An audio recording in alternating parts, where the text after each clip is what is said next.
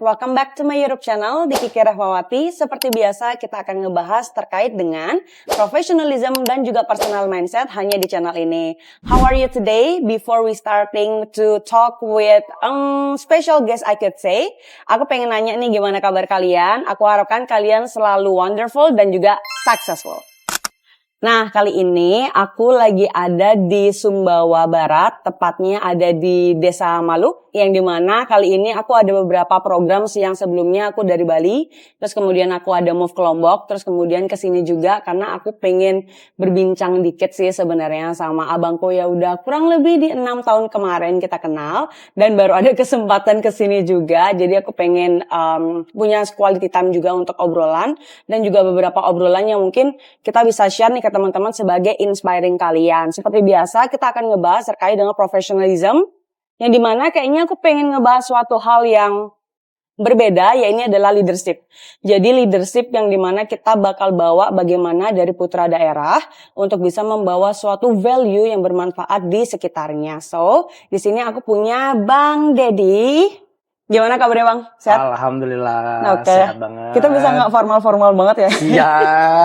Aku jujur guys, aku agak nervous banget interview abangku sendiri karena udah lama banget. Jadi kita kenal 2019 dan itu kayaknya kita agak lupa approach-nya awalnya gimana. Tapi abang inget nggak sih? Nggak ya? Ingat nggak sih awalnya gimana kita connect? Karena Kiki lupa banget. Iya, dulu kontaknya waktu Mbak Iki masih kerja di salah Aktual satu Sinergi, konsultan ya. Jadi Dan? kita kontak. Nah waktu itu kita ketemu di coffee shop dan ngobrol banyak hal tentang pemberdayaan gitu kan.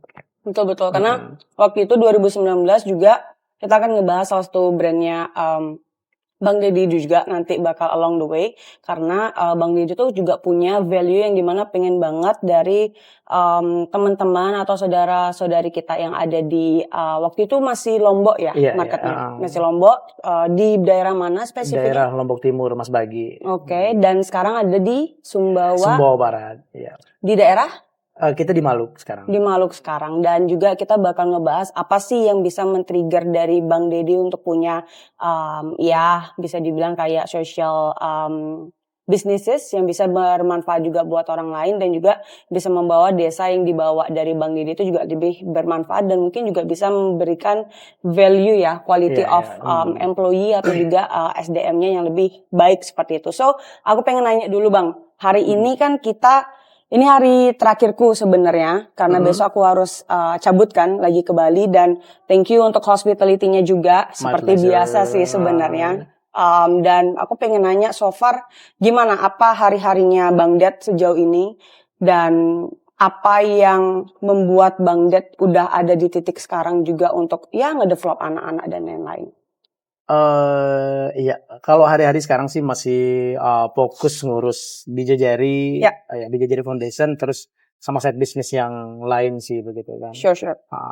Dan so far gimana anak-anak di dalam perkembangan project abang yang di Bijajari itu? Alhamdulillah so far so good, karena dari saya balik ke Sumbawa Barat di tahun 2021 ya. 2 tahun lalu ya? 4 tahun lalu. Oh sorry. Iya. 4 tahun lalu. Jadi sampai hari ini kami sudah melatih sekitar 272 pemuda-pemudi Sumbawa Barat. Wow, ya. That's cool. Ya, dan sudah tersebar kerja di Kabupaten Sumbawa Barat, ada yang di Lombok, banyak juga yang di Gili Trawangan, Gili Air, bahkan terakhir kita sampai ke Kalimantan gitu. Oh kan. Ya. Itu hospitality juga ini provide. Oke. Dan gimana caranya Abang bisa berkoneksi dengan beberapa instansi kan jadinya untuk nge-supply anak-anak? Iya, jadi kita kan memang banyak koneksi dengan teman-teman yang di hospitality industry gitu kan. True. Nah, jadi kita saling kontak satu sama lain, mereka butuh apa, kami bisa support apa begitu kan. Jadi ketika mereka butuh karyawan, kami support karyawan. Seperti itu begitu. Good. Dan kalau seandainya sebenarnya Kiki udah tahu sih secara garis besarnya, mungkin teman-teman juga pengen tahu juga Bijajari itu gimana sih behind the story-nya sebelum dari Abang udah establishkan ini sebagai suatu LPK gitu. Iya, jadi sebelum saya membangun Bijajari dulu kan kita pernah kerja di ini ya, perusahaan asing gitu kan, yang dimana memang fokus melatih orang-orang yang kerja di kapal pesiar kan. Iya, sure. Jadi pengalaman itu yang saya coba adopsi. Dan background-nya masih di Iya. hospitality kan? Iya, jadi pengalaman itu yang saya coba adopsi, saya bawa ke Lombok untuk kita adopsi karena pemahaman saya begini.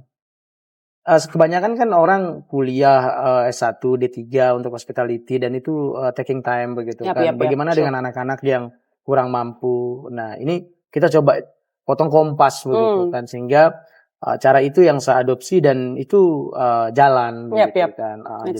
Jadi dulu kita awalnya bangun di Lombok Timur dari 2018 sampai tahun 2020, 2021 baru saya fokus balik kampung ke Sumbawa Barat gitu.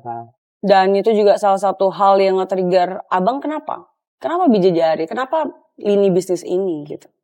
Iya, karena begini, kita melihat sosial begitu kan, karena dilihat dari background kita juga di NTB gitu kan, artinya pariwisatanya berkembang, tetapi tidak sejalan dengan ketersediaan sumber daya manusia begitu kan. Yang paling kita khawatirkan itu adalah khususnya Sumbawa Barat, ketika sumber daya alam itu digarap secara maksimal dengan catatan sumber daya manusia tidak kita persiapkan, it will be problem in the future. Iya, that's gitu. true. Jadi, supply demand lah ya. Jadi kita harus mempersiapkan itu sedini mungkin supaya ke depan itu kesempatan-kesempatan baik itu tidak diisi oleh orang luar begitu, tetapi diisi oleh anak-anak lokal begitu. Oke. Nah, kira-kira seperti itu. Dan udah terjadi belum untuk hal itu sebenarnya?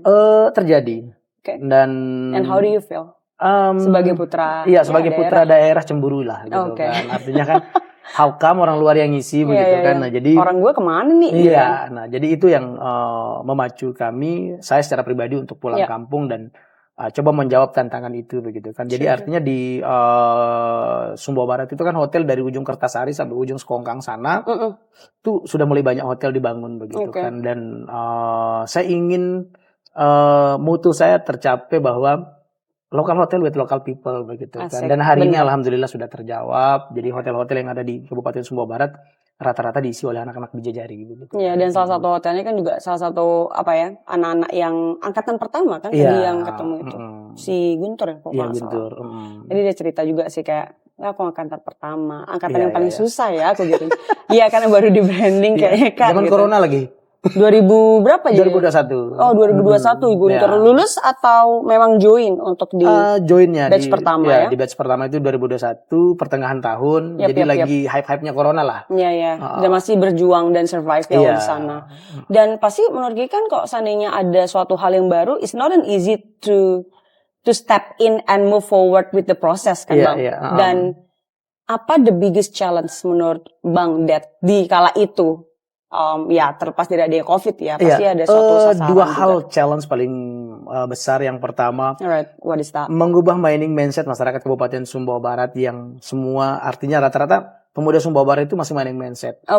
Mining mindset tuh gimana Bang? Iya, mining mindset itu mereka masih tertarik ke dunia tambang untuk kerja menjadi karyawan tambang begitu kan. Sementara di sisi lain, menurut kami bahwa pariwisata itu juga adalah tambang yang tidak ada matinya sebenarnya begitu kan. Dan ini harus dilirik begitu kan sebagai sebuah stage baru begitu kan. And opportunity especially, right? Nah, jadi menjelaskan itu buat masyarakat itu tidak gampang begitu kan. Jadi apalagi berbicara dengan tambang dan dunia hospitality itu it's something totally different. It is. Ya, dan itu harus kita jelaskan ke masyarakat, jelaskan ke anak-anak muda bahwa di sini juga ada peluang karir, ada duitnya gitu kan. Ini juga kerjaannya bagus dan lain sebagainya. Itu tantangan terbesar kami di angkatan pertama dulu begitu kan. Nah, itu sih. Dan gimana caranya Abang untuk bisa ada di titik ini? I mean, of course dengan efforts dan lain-lain bersama tim ya. Iya. Tapi apa yang membuat Abang tetap ada di fase yang konsisten untuk kesini dan alhamdulillah 6 tahun berjalan ya dengan anak ini? Begini langkah pertama kami dulu ketika menjelaskan ini ke masyarakat Sumbawa Barat, kami door to door. Semua kantor, semua kantor kepala desa yang sekitar 50-an sekian harus kita ketok satu-satu dari ujung Berarti semua kakak tahu lah ya satu kakak lain. Iya, kurang lebih lah gitu kan, harus ukur jalan. Jadi bahkan saya punya grup itu namanya tim ukur jalan. Tim ukur jalan, jadi untuk menyemangati kita ya. Sekian banyak orang, ada Bang Iqbal sebagai leadnya, ada anak buahnya di bawah gitu kan. Jadi semua kantor desa harus kita ketuk. kantor dinas, terus belum lagi coffee shop harus kita datengin dan lain sebagainya, di mana tempat orang rame begitu kan. Oke. Itu Nah, dengan dan teknik apa? Bener-bener personal approach kemarin. iya untuk Buat proposal gitu. enggak, kita bawa flyer. Oh, Jadi oke. yang sudah di print, jadi kita jelasin ke masyarakat. Dan Yeah. it's not something easy. I mean, of Ya, course. at the first time gitu kan. Tetapi setelah itu ketika anak-anak di angkatan pertama sudah kita latih, mereka bekerja dan sebagainya, sehingga mereka lah yang menjadi speaker kami justru di masyarakat begitu Marketing kan, mouth to mouth ya. Jadi mouth to mouth-nya mereka bercerita di masyarakat itu, oh ternyata pelatihan di Bijajari terkait dengan hospitality itu seperti ini loh gitu kan. Sehingga di angkatan selanjutnya lebih easy. Oke. Ya jadinya ada itu. marketing gratis di sana karena ada testimonial kan. Tapi menurut Abang dengan ya kita tahu kok soalnya mungkin leadershipku sama Abang bakal beda. Even kita punya tujuan yang sama gitu kan. Kalau dari prinsipnya Abang soal leadership yang bisa dibawa ke daerah Abang, especially karena I could say Bali dan daerah Abang cukup berbeda. Maksudnya Sumbawa. Atau mungkin bahkan kemarin waktu Kiki ke Lombok juga. Apa yang leadership Abang bawa untuk kesini supaya bisa masuk ke benak mereka bahwa oh ini tujuannya Bang Ded gitu. Iya, jadi begini, kita pendekatan dengan masyarakat itu dengan bahasa mereka sendiri. Oke, bahasa daerah maksudnya. Iya, ketika saya ketemu dengan orang Sumbawa di Sumbawa saya menggunakan bahasa Sumbawa, ketika saya ketemu dengan orang Lombok di Sumbawa saya menggunakan bahasa modal Lombok. bunglon lah ya. Iya, jadi itu lebih masuk begitu kan. Jadi kita tidak bisa menggunakan bahasa kantoran seutuhnya gitu, karena bahasa Indonesia semua enggak gitu kan. Jadi kita tergantung orang, gitu kan. Kita ketemu sama orang Sumbawa ya dengan bahasa mereka supaya ini lebih dapat informasi dan ngena juga ke personal mereka. Jadi seperti itu. Dan orang-orang kita itu apa namanya lebih cepat didekati dengan orang mereka sendiri. Kan kira-kira seperti itu. Dan kalau saya itu sudah maintain tuh Bang, kayak udah kayak aku bisa mempercayakan anakku sama Bang Ded gitu misalkan, untuk bisa dibina gitu kan. Apa yang harus generasi lebih muda dari kita pasti akan harus ada adaptif ya dengan sistemnya hospitality, apalagi ini kali pertamanya mereka. Apa yang Abang bawa buat ke anak-anak ini? Apakah harus ditegesin banget atau harus soft dulu atau what is your leadership style? Yang pertama yang harus saya ubah itu adalah mindset mereka begitu kan. Karena yang tadi masih mining mindset dan lain sebagainya, saya harus atur ulang dulu ketika mereka masuk Bijajari begitu kan. Ngejelasin hospitality industry itu seperti apa begitu kan. Dan saya punya prinsip bahwa tidak semua penyakit obatnya bodrek. Betul. Tidak semua anak-anak muda itu treatmentnya sama. Jadi yang harus kita pelajari itu, saya dekatin anak-anak secara personal. Oh ternyata anak ini masalahnya seperti ini, jadi solusinya seperti ini. Kayak dokter. Diagnose ya. Iya, jadi diagnosanya penyakitnya ini, obatnya ini penyakitnya ini, obatnya ini. Jadi kita tidak bisa mengeneral bahwa satu obat ini menyelesaikan semua penyakit. Satu solusi ini menyelesaikan semua masalah enggak. Jadi masalahnya apa? Saya pikirin solusinya akan seperti ini. Jadi kita itu treat ke anak-anak itu satu anak satu solusi. Nah, jadi malam selesai mereka belajar itu, makanya saya kebanyakan ngerokok gitu kan. Jadi ketika anak-anak itu ngerokok, ya udah ngerokok bareng yuk gitu kan. Iya, sebat bareng. Jadi biar masuk ke dunia mereka juga. Jadi kan tidak mungkin saya kayak interview kan. Jadi saya ajak ngobrol. But I get the point. Oh masalah mereka seperti ini. Oh masalah mereka seperti ini. Jadi saya tahu what I have to do gitu kan. Jadi begitu. Sure. Dan ada gagalnya nggak sih untuk personal operation seperti itu? Sedikit. And if that actually happening, what is your solutions? As a leader, saya selalu punya prinsip seperti ini. Saya selalu bilang sama anak-anak saya bahwa whatever happen outside, please back to papa. Artinya, that's sweet. Ya, jadi artinya ketika di luaran sana kau punya masalah dan lain sebagainya, ketika orang di luar sana tidak menerima kalian dengan tangan terbuka, kalian tahu kemana rumah untuk kembali. Yuk kita bangun ulang lagi. Nah, seperti ini ya meaningnya Bijajari. Apa meaningnya Bijajari? Bijajari artinya keluarga gitu kan, dimana semua anak-anak saya di sini selalu saya anggap sebagai keluarga saya anggap sebagai adik, sebagai teman, sebagai sahabat begitu kan. Jadi teman boleh menjadi mantan teman atau dan lain sebagainya, tetapi keluarga itu tidak pernah menjadi mantan keluarga. Ketika misalnya dia kau anggap sebagai anakmu, kau basuh sama air laut satu laut pun dia akan tetap menjadi anakmu. Ya, betul. Begitupun sehancur apapun anak-anak saya, mereka adalah anak-anak saya. Gitu. Okay. Jadi ketika mereka kembali, rajut tulang yuk gitu kan. What is your nice. problem gitu kan. Jadi kira-kira seperti itu. Dan pernah nggak sih ada hal yang membuat Bang Ded tuh kayak pingin apa ya? How can I say? Kayak pernah ada kegagalan dan membuat abang tuh kayak nyesel ya dari fase ini. Karena mungkin ada kegagalan operation, gagal anaknya dalam leadership kita, atau ya kegagalan apapun yang membuat abang tuh kayak flashback, nyesel ya kayak di sini. Gitu. No, kalau dalam prinsip saya itu ibarat mobil, saya tidak punya gigi mundur. Oke, nggak ada R-nya ya berarti kan? Jadi maju gitu kan. Jadi artinya ketika ada masalah, bukan masalahnya yang harus saya permasalahkan, tetapi ketika ada masalah, apa solusinya? Ketika ada penyakit, apa obatnya? Kan kira-kira seperti itu. Aku punya pertanyaan Bang, ini sebenarnya cukup hyping dan aku tahu Abang Dedi ini cukup tidak melihat sekali sosial media ya, mungkin di beberapa bulan terakhir karena banyak banget sibuknya.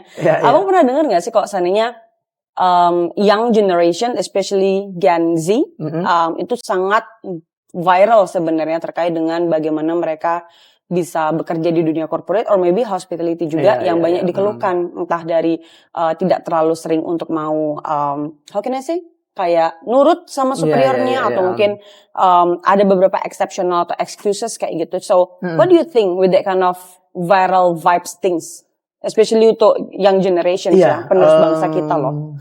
Itu memang permasalahan kita hari ini. Tapi pernah dengar nggak? Iya, pernah dengar. Dan bukan hanya pernah dengar, saya mengalami juga begitu kan. Tetapi kebanyakan yang masuk Gen Z berarti. Iya.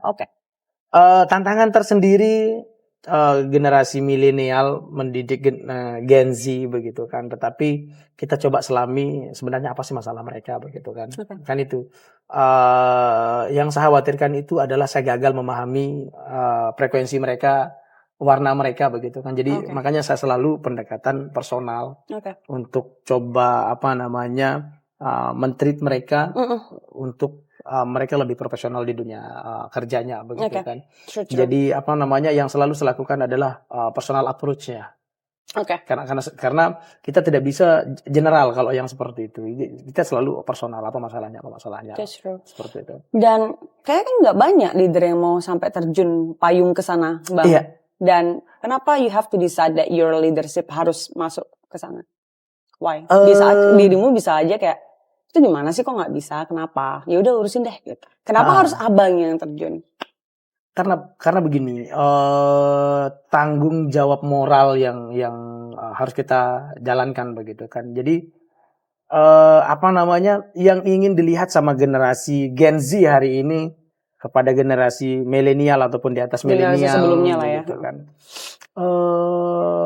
Mereka tidak butuh banyak hal, tidak butuh banyak teori. Yang mereka butuhkan adalah keteladanan sebenarnya. Keteladanan? Iya. Why you say that? Karena kalau kita tidak menjadi contoh buat mereka, siapa yang mau mereka contohkan? Make sense? Kan seperti itu. Yes, true. Tapi dari Bang Dedi pernah gak sih punya experience yang cukup unpleasant, yang kurang enak juga dari superior yang lain? Yang gak pengen abang kayak teruskan ke generasi yang di bawah kita mungkin? Iya, sering. Ya, Salah satunya hal yang paling terkesan sampai sekarang kayak, dulu aku pernah digini loh sama leaderku. Yang abang gak mau untuk leadership abang bawa ke teman-teman yang generasi ke depan. Saya pernah kerja di banyak tempat dan saya pernah menemukan leaders atau bos yang berbagai macam tipe begitu kan. Ada yang main suruh saja, ada yang tidak peduli dan lain sebagainya. Ada yang ya udah yuk kerja ini harus selesai dan lain sebagainya begitu kan. Jadi lepas lah ya, ladies fire gitu. Saya tidak mau seperti itu. Jadi apa yang saya tidak suka di pengalaman saya sebelumnya, saya tidak akan pernah terapkan di anak-anak saya. Dan selalu pengalaman buruk saya perbaiki untuk saya sampaikan ke anak-anak saya bahwa ini harus seperti ini harus seperti ini begitu kan. Dan di saat abang udah mencoba banget tuh Bang kayak gitu, terus anak-anak kayak apalah Bang Ded kayak nggak mau gitu, kayak bengal gitu. Tahu kan bengal tau kan kayak it's bouncing nggak masuk ke mereka gitu. So what's your solutions? Itu 7/3 lah ya. 7/3. Ya 7-nya oke, 3-nya gini banget ya, ada yang enggak gitu kan. Kembali lagi personal approach-nya. Oke. Jadi personal treatment-nya seperti apa? Sekali lagi yang tadi bahwa tidak semua penyakit obatnya Baudrey. Betul. Ah, Setuju. Dan Iya. so far 7/3 itu ya Iya. sukses lah ya. Iya. Mau nurut ke abang. Nurut gitu kan. Oke, dan mungkin ini jadi obrolan yang apa ya? Terakhir mungkin yang mungkin agak deep dikit. Kalau dari abang sendiri, apa harapannya abang kepada putra daerah seperti abang untuk selanjutnya? Especially di dunia hospitality seperti background ya. Kiki juga berangkat dari sana juga, abang juga kan. Iya. Apa yang ingin abang ekspektasikan untuk harapan saya sih seperti ini Mbak Iki. Saya selalu mengambil pelajaran dari sebuah kisah bahwa di zaman Nabi Ibrahim itu di dalam ceritanya itu dia pernah dibakar sama Raja Namrus kan. Iya. Nah, ada seekor burung dan seekor semut. Jadi seekor burung ini dia menaruh setitik air di dalam paruhnya. Oke. Dan dia menaruh di dalam kobaran api itu. Oke. Dan ada seekor semut yang berusaha meniup api itu untuk padam. Oke. Dan dia ditertawakan oleh bangsa-bangsa binatang. Tetapi dia mengatakan bahwa Karena satu hal yang tidak mungkin. iya, it's something impossible. Tetapi apa yang dia sampaikan oleh seekor burung ini, saya tahu bahwa setetes air ini tidak akan pernah memadamkan api itu, dan bahkan tiupan seekor semut itu tidak akan pernah memadamkan api itu. Betul. Tetapi apa yang mereka tunjukkan, bahwa dia ingin menunjukkan kepada Tuhan, saya berpihak di pihak yang mana. Oke. Jadi seperti itu. Oke. Pun itu yang saya coba ambil pelajaran, bahwa saya tahu saya tidak akan pernah menyelesaikan semua permasalahan anak-anak muda di Kabupaten Sumbawa Barat. Saya tidak akan pernah bisa menyelesaikan angka pengangguran di Sumbawa Barat. Tetapi saya ingin menunjukkan bahwa saya berpihak di pihak yang mana. Saya coba untuk melakukan itu. Dan Bung Hatta pernah mengatakan bahwa lampu-lampu hingar-bingar di kota itu tidak akan pernah menjadi sesuatu yang wow, tetapi obor-obor kecil di desa itulah yang akan menerangi, gitu kan. Jadi saya ingin menjadi obor itu, gitu kan. Dan tetap menerangi. Iya, di sekitar. Kira-kira seperti itu, gitu kan. Dan terakhir Mbak Iki, seperti yang saya bilang semalam bahwa yang menjadi tamparan buat saya adalah kegagalan pemuda di masa depan adalah dosa kita hari ini. Karena kita tidak menawarkan mimpi baru buat mereka. That's true. Ya, jadi seperti Tolong itu. 1,000 audiens di depan tepuk tangan sama Bang Ded. Iya. Kayak quotes-nya. Jadi buat teman-teman yang mungkin ketemu dimanapun ya, especially dari daerah yang sama kayak Bang Ded atau mungkin enggak. The reason why, mungkin dari Kiki juga sampaikan ke Abang, kayaknya pertama kali juga ngomong di depan Abang, kayak the reason why Kiki tuh sangat mencoba untuk keep in touch, even di tengah kesibukannya kita juga ya Bang sebagai teman. Aku sangat amazed sama orang-orang yang mau membawa nama daerahnya dia untuk berkembang bersama dia. Jadi ya nggak menutup kemungkinan juga mungkin teman-teman kita Bang ya dari putra-putri daerah, aku pun juga sama, kayak ya udah dibawa dirinya gitu. Ya which is nggak apa-apa, itu tujuan dan mungkin keputusan hidup mereka juga kan. Cuman aku sangat amazed dengan orang-orang yang dari daerah pergi keluar ke kota, ke ibu kota atau mungkin ke luar negeri dan apapun itu, balik lagi ke daerah dan mencoba untuk membuat suatu perubahan lah di daerahnya itu supaya lebih baik dan nggak ada di loop atau bubble yang itu aja gitu. Karena it's not an easy, I know, seperti yang tadi disampaikan juga sama Bang Ded, cuman kita nggak butuh. Kalau seandainya menunggu untuk suatu perubahan yang besar tuh kayaknya it's almost impossible nggak sih?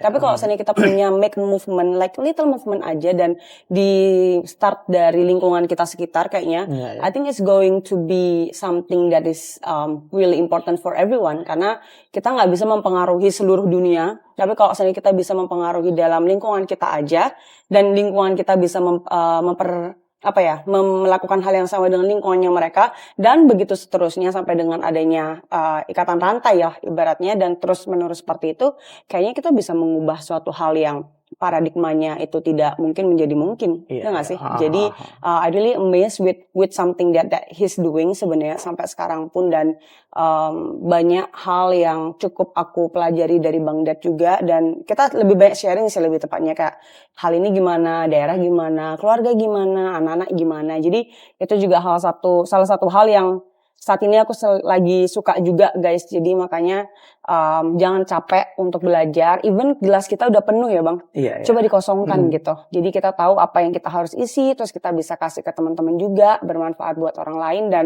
especially dimulai dari lingkungan sekitar kita sih. So I think that's pretty much it dulu ya. Karena kalau lama-lama kayaknya meledak juga ya kameranya kayak gitu. Cuman kayaknya dari aku ini cukup dulu, dan mungkin kalau ada kesempatan lainnya kita bisa untuk ngobrol lagi sama Bang Ded. Dan buat kalian, aku nggak capek untuk minta support kalian untuk dukung channel ini juga.